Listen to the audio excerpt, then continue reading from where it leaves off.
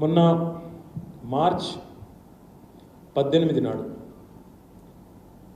ఉస్మానియా యూనివర్సిటీలో ఒక రొటీన్గా జరిగే కార్యక్రమం నార్మల్ కోర్సులో ఎండాకాలం వచ్చినప్పుడు చీఫ్ వార్డెన్ ఒక ఆయన ఉస్మానియా యూనివర్సిటీలో ఉన్నారు. ఆయన ఒక నోటీస్ ఇష్యూ చేసినారు. అందులో ఏం చెప్పారంటే స్పష్టంగా నెల రోజుల పాటు హాస్టల్స్ అన్నీ మూసేస్తున్నాము, మెస్సులు కూడా మూసేస్తున్నాము, ఎందుకంటే తీవ్రమైన మంచినీటి కొరత, విద్యుత్ సమస్య ఉంది కాబట్టి విద్యార్థులు సహకరించండి, మీరు హాస్టళ్ళు ఖాళీ చేయండి అంటూ మరి ఒక నోటీస్ ఇవ్వడం జరిగింది. దీనిని వ్యతిరేకిస్తూ this was on 18th of March. మొత్తం మీకు ఇస్తాను డీటెయిల్స్, మీరు చూసుకోవచ్చు. I furnish copies to all of you. దీన్ని వ్యతిరేకిస్తూ విద్యార్థులు, విద్యార్థినులు, అమ్మాయిలు, అబ్బాయిలందరూ కూడా అక్కడ ఉస్మానియా యూనివర్సిటీలో ఉద్యమించారు, బయటకు వచ్చినారు, తమ గళాన్ని బలంగా వినిపించారు. మేము ఇక్కడే ఉండి పోటీ పరీక్షలకు ప్రిపేర్ అయ్యే వాళ్ళు ఉన్నాం, ఇంకా చాలామంది ఇక్కడే ఉండి పరీక్షలకు ప్రిపేర్ అయ్యే వాళ్ళం కూడా ఉన్నాం, మేము ఎక్కడికి పోము, మేము ధర్నా చేస్తున్నాము, మేము దీన్ని ఎట్టి పరిస్థితుల్లో కూడా ఆమోదించమని చెప్పి 18 మార్చి నాడు సర్క్యులర్ విడుదలైతే మరి ఆ సర్క్యులరు ఇది చీఫ్ వార్డెన్ పేరిట ఇష్యూ అయింది. ఇది మీరు చూడవచ్చు 18 నాడు. ఈ సర్క్యులర్లో చాలా స్పష్టంగా ఏం చెప్పారంటే, due to severe summer there is shortage of water and electricity in the hostels. All the boarders are requested to kindly cooperate in this regard. ఇది చీఫ్ వార్డెన్ ఉస్మానియా విశ్వవిద్యాలయం నుంచి ఒక నోటీసు 18 మార్చి నాడు ఇచ్చారు. దీన్ని నిరసిస్తూ పిల్లలు ధర్నాలకు దిగిన తర్వాత దాదాపు 11 రోజుల తర్వాత మా పార్టీ అధ్యక్షులు పెద్దలు కేసీఆర్ గారు, ఎందుకంటే ఇదంతా కూడా మళ్ళీ వెలుగులోకి మీడియా ద్వారానే వచ్చింది, కేసీఆర్ గారు తన సోషల్ మీడియా అకౌంట్ ద్వారా, తన ట్విట్టర్ అకౌంట్ ద్వారా అదే సర్క్యులర్ని, ఆ పిల్లల ఆందోళనని ట్యాగ్ చేస్తూ ఉస్మానియాలో కూడా మరి తీవ్రమైన మంచినీటి కొరత ఉంది, తీవ్రమైన విద్యుత్ కొరత ఉంది, అందుకే హాస్టళ్ళు మూసేసినారని చెప్పి సర్క్యులర్ని జత చేసి ఆ పిల్లల ఆందోళన ఫోటో కూడా పెట్టి ఈ రకంగా జరుగుతున్నది. దీన్ని బట్టి అర్థమయ్యేది ఏంటంటే ముఖ్యమంత్రి, ఉప ముఖ్యమంత్రి ప్రజల్ని తప్పుదోవ పట్టిస్తున్నారు అనేది మళ్ళొకసారి తేటతెల్లమయ్యింది. ఈ రాష్ట్రంలో ఒక అసమర్థ ప్రభుత్వం ఉంది, వీళ్ళు కనీసం మంచినీళ్ళు ఇవ్వలేకపోతున్నారు, కనీసం కరెంటు కూడా ఇవ్వలేకపోతున్నారు అంటూ కేసీఆర్ గారు మండిపడ్డారు. కాగానే వెంటనే ఒక సెకండ్ కూడా ఆలస్యం చేయకుండా కేసీఆర్ గారి ట్వీట్ వచ్చింది 3 గంటల 46 నిమిషాలకి, ఆ రోజు 29 నాడు. రాగానే పాపం ఆ వార్డెన్ గారి మీద ఒక షోకాజ్ నోటీసు, చాలా విచిత్రమైన షోకాజ్ నోటీసు ఎక్కడి నుంచి వచ్చిందంటే ఆఫీస్ ఆఫ్ ద చీఫ్ వార్డెన్కి ఎక్కడి నుంచి పోయినారంటే రిజిస్ట్రార్ నుంచి చీఫ్ వార్డెన్కి నోటీస్ పంపారు. ఏమని? As such there is no shortage that exist within university premises అని చెప్పి ఒక నోటీసు వెంటనే ఇచ్చారు. అదే రోజు 29 నాడు అటు కేసీఆర్ గారు పెట్టడం ఆలస్యం, 3 గంటల 46 నిమిషాలకి ఆగమేఘాల మీద పయనించి ఎవరు ఆదేశిస్తే ఉస్మానియా చీఫ్ వార్డెన్కి పాపం రిజిస్ట్రార్ నుంచి ఎందుకు ఇచ్చినావు నువ్వు నోటీస్ అని చెప్పి క్లారిఫికేషన్ ఇవ్వండి అని చెప్పి రిజిస్ట్రార్ నుంచి ఒక నోటీస్ ఇచ్చారు. ప్యారలల్గా ఏం చేసినారు, ఇంకా విచిత్రంగా SPDCL అక్కడి నుంచి ఇంకొక నోటీస్ పాపం. కానీ వీళ్ళు ఎంత అజ్ఞానులు అంటే, ఈ ప్రభుత్వాన్ని నడుపుతున్న వాళ్ళు, ఉస్మానియాకి వీసీ ఉంటాడు, వీసీ అంటే వైస్ ఛాన్సలర్, వైస్ చైర్మన్ కాదు. ఈ ప్రభుత్వాన్ని నడుపుతున్న వాళ్ళకి ఆ తెలివితేటలు కూడా లేవు పాపం. అందుకే SPDCL నుంచి ఇచ్చిన నోటీసులో వైస్ చైర్మన్ అని రాశారు. Vice chairman Osmania university. మీ తెలివితేటలు ఉన్న వాళ్ళు నడుపుతున్నారు ఈ రాష్ట్రాన్ని.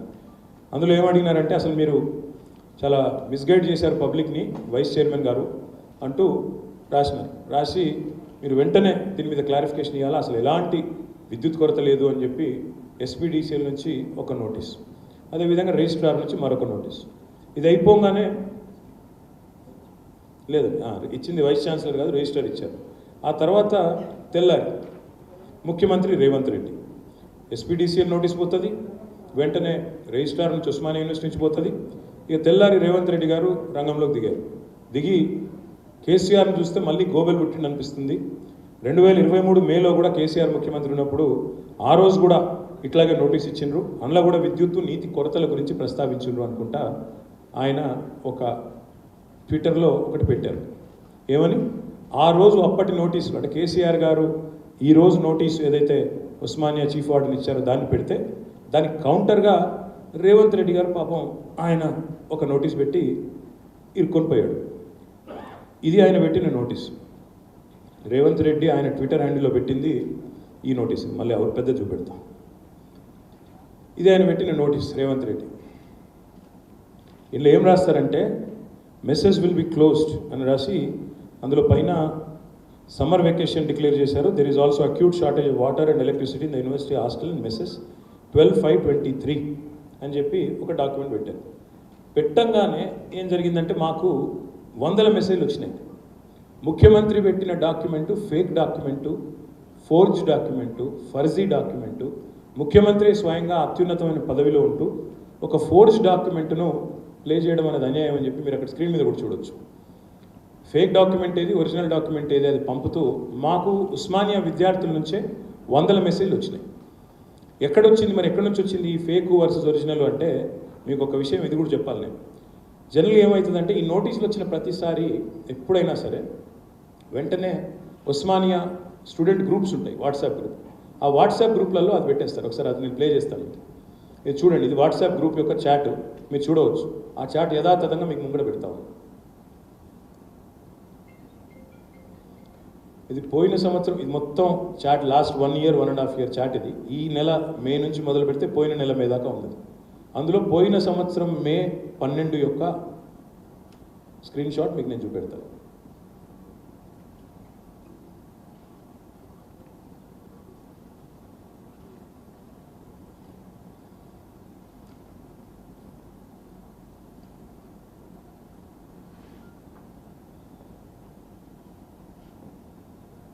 ఇది పోయిన సంవత్సరం మే 12 నాటి స్క్రీన్ షాట్. అందులో ఏముందంటే మీకు ఇది ఇంపార్టెంట్, ఇది చాలా. ఇందులో ఏముందని చెప్తాను. ఎంత దుర్మార్గం అంటే ఈ ముఖ్యమంత్రి స్వయంగా ఫేక్ డాక్యుమెంట్లు తయారు చేయడం అనేది ఎంత చండాలం అంటే ఈయన పెట్టిన దానిలోనేమో ఫేక్ డాక్యుమెంట్లో acute shortage of water and electricity in the university hostels and messes అని తయారు చేసి పెట్టినాడు. ఒరిజినల్ ఒకసారి పెట్టండి అమ్మ, ఒరిజినల్ పెట్టండి. ఒరిజినల్ది చూడండి దయచేసి. ఒరిజినల్ దానిలో ఏముందంటే, ఒరిజినల్గా 12th May నాడు ఇచ్చిన 2023 నాడు ఇచ్చిన దానిలో ఏముందంటే, university has declared summer vacations to the students and hence mess facility to the PG hostels will be closed with effect so and so date and will be reopen on so and so date. ఇంతే. Shortage of water లేదు, electricity లేదు. ఇది రేవంత్ రెడ్డి అనే ఒక పనికిమాలిన నాయకుడు ఆయన చేసిన ఫోర్జరీ, ఆయన చేసిన అరాచకం ఏంటంటే, ఒక ముఖ్యమంత్రి అయ్యుండి ఆయన తన పర్సనల్ ట్విట్టర్ ఖాతా నుండి ఇవాళ ఒక ఫేక్ డాక్యుమెంట్ను ఇవాళ పెట్టి మొత్తం రాష్ట్ర ప్రజల్ని తప్పుదోవ పట్టించే ఒక చిల్లర ప్రయత్నం ఒక చిల్లర నాయకుడు చేస్తూ ఉన్నాడు. చేయడమే కాకుండా ఇంకా దుర్మార్గం చెప్తాను నేను. ఇంకో రెండు ప్రూఫ్స్ ఇవన్నీ మీకు ఇస్తాను. ఇది Osmania university student group chat. అందులో కూడా ఈ ఒరిజినల్ ఉంది. రేవంత్ రెడ్డి ఫేక్ ఏదైతే ఫోర్జ్ చేసిందో అది ఉంది. దాంతోపాటు 2-3 గ్రూప్స్ ఇవి, ఒకటి కాదు. ఇది MCOM 4th semester గ్రూపు, ఇది OU కాలేజ్ స్టూడెంట్ క్లబ్. ఈ 2 గ్రూప్స్లో కూడా ఆనాటి యొక్క నోటీస్ ఉన్నది. ఇంకా దుర్మార్గం ఏంటంటే వాళ్ళు రేవంత్ రెడ్డి ఏం చేస్తున్నాడంటే, మేము మొత్తం ఈ నోటీస్ రాగానే మాకు కూడా అనుమానం వచ్చింది. ఒక ముఖ్యమంత్రి అయ్యి ఉండి ఒక ఫేక్ డాక్యుమెంట్ ట్వీట్ చేస్తాడా, చేయడేమో అని చెప్పి బెనిఫిట్ ఆఫ్ డౌట్ ఇవ్వాలి. ఎంత కాంగ్రెస్ పార్టీ నాయకుడైనా, ఎంత చిల్లరగాడైనా కూడా ఇంత పని చేయడు అని చెప్పి అనుకొని మొత్తం OU విద్యార్థుల ఆ చాట్ ఏదైతే మాకు ఎవరైతే ఇచ్చినారో దాన్ని మొత్తం దాదాపు మా వాళ్ళందరూ కూర్చొని మొత్తం శాంతం పరిశీలించిన తర్వాత కూడా స్పష్టంగా ఏమొచ్చిందంటే, వీళ్ళు ఎంత దుర్మార్గం అంటే ఆఖరికి చీఫ్ వార్డెన్ అది ఉంటుంది చూడండి, దాని పేరు స్టాంప్, దాన్ని కూడా మార్చినారు ఆ డాక్యుమెంట్. చీఫ్ వార్డెన్ స్టాంప్ ఎట్లుంటుందంటే, ఒరిజినల్ ఫేక్ చూడండి, అది ఫేక్ తీయండి ఒకసారి, ఒరిజినల్ ఫేక్ ఉన్నది చూడండి.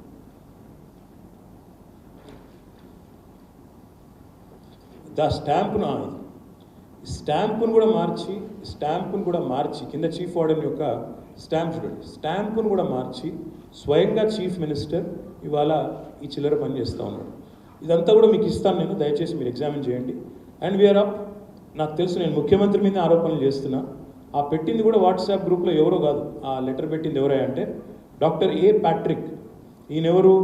PRO to the chief warden or vice chancellor PRO. ఆయన పేరు ప్రొఫెసర్ ప్యాట్రిక్. ఆయన గారు పెట్టినారు ఈ వాట్సాప్ చాట్లో ఈ యొక్క లెటర్. ఎంత ఎందుకు చెప్తున్నా అంటే, చేసిన ఫోర్జరీ ఏమో, చేసిన విధవ పనేమో ముఖ్యమంత్రి చేసాడు, కానీ అరెస్ట్ చేసిందేమో ఇవాళ ఒక విద్యార్థి నాయకుడు, మా సోషల్ మీడియా కన్వీనరు క్రిషాంక్. ఆయన ఏమని అరెస్ట్ చేసినారు? ఫోర్జ్డ్ డాక్యుమెంట్ తయారు చేసినాడు క్రిషాంక్ అని చెప్పి ఇవాళ ముఖ్యమంత్రిని నిందిస్తున్నాడు. ఆయన ముఖ్యమంత్రి గారు పెట్టింది తప్పు డాక్యుమెంట్ అని చెప్పి క్రిషాంక్ ఇట్లా ముఖ్యమంత్రిని అవమానిస్తున్నాడు అని చెప్పి ఆయన తీసుకుపోయి నేను అరెస్ట్ చేసినారు. అరెస్ట్ చేయడమే కాదు, 14 రోజులు రిమాండ్కి కూడా జడ్జి గారు ఇచ్చినట్టుగా నేను ఇవాళ పొద్దున్నే వార్తల్లో చూసినాను. ఇప్పుడు నేను అడిగేది ఏమంటే, జైల్లో ఉండాల్సింది ఎవరు? ఫోర్జ్ డాక్యుమెంట్ చేసిన రేవంత్ రెడ్డా, లేదా ఆ ఫోర్జ్ డాక్యుమెంట్ చేసిండు, వెధవ పని చేసిండు, ప్రజల్ని తప్పుదోవ పట్టిస్తున్నాడు అని చెప్పిన క్రిషాంక? ఇది ఒక్కసారి తప్పకుండా మీరు ఆలోచించాలి, తెలంగాణ ప్రజలు కూడా ఆలోచించాలని చెప్పి నేను కోరుతా ఉన్నాను. ఇప్పుడు నేను చెప్పింది తప్పైతే, నేను చెప్పింది తప్పని ఒకవేళ రేవంత్ రెడ్డి కానీ ఉస్మానియా యూనివర్సిటీ వాళ్ళు కానీ రుజువు చేస్తే, ఇప్పుడు నేను పెట్టిన సర్క్యులర్లు కానీ ఈ డాక్యుమెంట్స్ కానీ ఆ వాట్సాప్ చాట్లు కానీ తప్పని రుజువు చేస్తే, నేను చెంచల్గూడ జైలుకి నేను కూడా పోవడానికి రెడీ. కానీ ఒకవేళ నేను పెట్టింది రైట్ అయితే అదే చెంచల్గూడ జైలుకి ముఖ్యమంత్రిని పంపాలని చెప్పి నేను డిమాండ్ చేస్తాను. ఆ జడ్జి గారిని కూడా నేను కోరుతా ఉన్నా, ఈ విధవ పని చేసినందుకు ముఖ్యమంత్రి అయినా సరే చట్టానికి అతిథులు కాదు. ఫోర్జరీ అనేది నేరం, ఫేక్ డాక్యుమెంట్లు తయారు చేయడం నేరం, ప్రజల్ని గుమ్రాహ చేయడం నేరం, ప్రజల్ని తప్పుదోవ పట్టించడం నేరం, ప్రజల్ని ఈ రకంగా కన్ఫ్యూజ్ చేయడం అంతకంటే దారుణం. కాబట్టి తప్పకుండా కఠినంగా చట్ట ప్రకారం చర్యలు తీసుకోవాలని చెప్పి కూడా మేము డిమాండ్ చేస్తూ ఉన్నాం. క్రిషాంక్ మీద ఏ కేసు అయితే ఈ ప్రభుత్వం పెట్టిందో నేను రాష్ట్ర ప్రభుత్వానికి డిమాండ్ చేస్తూ ఉన్నా, మీరు ఇప్పటికైనా తప్పు ఒప్పుకోండి. తప్పకుండా మేము కూడా జడ్జి గారి ముంగట కూడా ఈ ఆధారాన్ని పెడతాం. ఎట్లా ముఖ్యమంత్రి స్వయంగా తప్పుదోవ పట్టిస్తున్నాడో పెడతాం. క్రిషాంక్ మీద కక్షగట్టి, ఎందుకంటే ఈ ప్రభుత్వాన్ని సోషల్ మీడియాలో చాలా బహిరంగంగా ఎక్స్పోజ్ చేసే వాళ్ళలో క్రిషాంక్ చాలా ముందుంటాడు. అందుకే క్రిషాంక్ మీద కక్షగట్టి ఇవాళ ఉద్దేశపూర్వకంగా ఒక అక్రమ కేసు నమోదు చేసి జైల్లో పెట్టడం ఏదైతే ఉందో ఇది తప్పకుండా అందరం కూడా ప్రజాస్వామికవాదులు అనే వాళ్ళందరూ కూడా ఖండించాల్సిందే. తప్పకుండా క్రిషాంక్ వెంటనే బేషరతుగా విడుదల చేయాలని చెప్పి కూడా నేను డిమాండ్ చేస్తా ఉన్నాను. ఈ నకిలీ సర్క్యులర్ తయారు చేసిన ఈ ముఖ్యమంత్రి మీద వెంటనే కేసు పెట్టాలి. దాంతోపాటు ఉల్టా చోరు కొత్వాల్ కూడా అంటే అన్నట్టు ఇలా ఏదైతే వీళ్ళ వైఖరి ఉందో తప్పకుండా వారి మీద చర్యలు తీసుకోవాలని చెప్పి కూడా నేను డిమాండ్ చేస్తా ఉన్నాను. ఇవాళ క్రిషాంక్ని అరెస్ట్ చేయడం నిజంగా కూడా ఈ కేసులో ముఖ్యంగా దుర్మార్గమైన అరాచకమైన చర్య. దీన్ని మా పార్టీ తీవ్రంగా ఖండిస్తున్నది. మా లాయర్లు కూడా ఇప్పటికే జడ్జి గారి దగ్గర నిన్న రాత్రి పాపం దాదాపు 2 గంటల వరకు, ఉదయం 2 గంటల వరకు కూడా వాదనలు చేశారు. జడ్జి గారు మళ్ళీ ఈరోజు కూడా విన్నారు. మరి జడ్జి గారిని కూడా నేను కోరుతా ఉన్నా, ఇది ఒక అక్రమ కేసు, తప్పుడు కేసు, అక్రమంగా ఒక విద్యార్థి నాయకుడి మీద బనాయించి ఆయనని ఇబ్బంది పెడతా ఉన్నారు. అసలైన ఫేక్ సర్క్యులర్ తయారు చేసిన వాడేమో ముఖ్యమంత్రి పదవిలో ప్రచారం చేస్తూ ఉన్నాడు. కాబట్టి తప్పకుండా మీరు చర్య తీసుకోవాలని చెప్పి కూడా నేను కోరుతా ఉన్నాను. రేవంత్ రెడ్డి గారి మీద ఇప్పటికే కంప్లైంట్ కూడా ఇచ్చాం. మేము ఇవ్వడం కాదు, ఉస్మానియా విద్యార్థులే ఇచ్చారు. ఉస్మానియా విద్యార్థులే ఈ ఫేక్ సర్క్యులర్ తయారు చేసిన ముఖ్యమంత్రి మీద చర్య తీసుకోవాలని చెప్పి మరి వారు ఆల్రెడీ నిన్ననే కంప్లైంట్ ఇచ్చారు. ఇచ్చి మరి OUPSలో కంప్లైంట్ కూడా రేవంత్ రెడ్డి గారి మీద ఫోర్జరీ కేసు బుక్ చేయాలా, వెంటనే చర్య తీసుకోవాలని చెప్పి కూడా కంప్లైంట్ ఇచ్చారు. మేం కాదు, OU విద్యార్థులు ఇచ్చారు. దీని మీద కూడా రాష్ట్ర ప్రభుత్వానికి, ఎందుకంటే ఈరోజు పోలీసులు ఉన్నది ఎలక్షన్ కమిషన్ ఆధీనంలో, రాష్ట్ర ప్రభుత్వం ఆధీనంలో కాదు. ఎన్నికలు జరిగేటప్పుడు పోలీసు ఉండేది ఎలక్షన్ కమిషన్ ఆధీనంలో. సో ఎలక్షన్ కమిషన్ నిజంగానే స్వతంత్ర ప్రతిపత్తి కలిగిన సంస్థ అయితే, మీకు నిజంగానే స్వాతంత్రం ఉంటే వెంటనే ముఖ్యమంత్రి మీద ఈ ఫేక్ సర్క్యులర్ విషయంలో చర్య తీసుకోవాలని చెప్పి కూడా మేము డిమాండ్ చేస్తున్నాము. ఈ 14 సంవత్సరాల్లో ఉద్యమంలో కూడా ఎన్నో అక్రమ కేసులు, ఎన్నో సందర్భాల్లో నిర్బంధాలు, ఎన్నో సందర్భాల్లో గొంతు నొక్కే ప్రయత్నాలు, ఇవన్నీ కూడా చూసాం. మాకేం కొత్త కాదు ఇది. దీనికి క్రిషాంక్ భయపడడు, మేము భయపడం. న్యాయ వ్యవస్థ మీద మాకు నమ్మకం ఉంది. తప్పకుండా న్యాయం జరుగుతుంది. లక్షలాది మంది బీఆర్ఎస్ కుటుంబ సభ్యులు ఎవరైతే ఇవాళ సోషల్ మీడియాలో పోరాడుతున్నారో వాళ్ళకు నా విజ్ఞప్తి, దయచేసి ఈ ఉడత ఊపులకు, ఈ చిన్న బెదిరింపులకు బెదిరిపోవాల్సిన అవసరం లేదు. మనం తప్పకుండా న్యాయస్థానాల్లోనే వీళ్ళని ఎదుర్కొందాం. వీళ్ళని తప్పకుండా ఎండగడుతూనే ఉందాం, ముందుకు పోతూనే ఉందాం. తప్పకుండా సత్యమేవ జయతే అనే సామెత ఉరికిన రాలేదు. సత్యం జయిస్తుంది. తప్పకుండా న్యాయం ఎన్నటికైనా కూడా నిలుస్తుంది, గెలుస్తుంది. కాబట్టి మాకు న్యాయ వ్యవస్థ మీద ఉన్న నమ్మకంతోనే నేను న్యాయ వ్యవస్థ కూడా అప్పీల్ చేస్తూ ఉన్నా. క్రిషాంక్ మీద తప్పుడు కేసు ఏదైతే ఉన్నదో దీన్ని వెంటనే మరి జడ్జి గారు కూడా ఈ డాక్యుమెంట్స్ అన్నీ కూడా అధ్యయనం చేసి నిర్ణయం తీసుకొని విడుదల చేయాలని కోరుతూ, రాష్ట్ర వ్యాప్తంగా కూడా ఈ రకమైన అరాచకాలు అంతటా జరుగుతున్నాయి.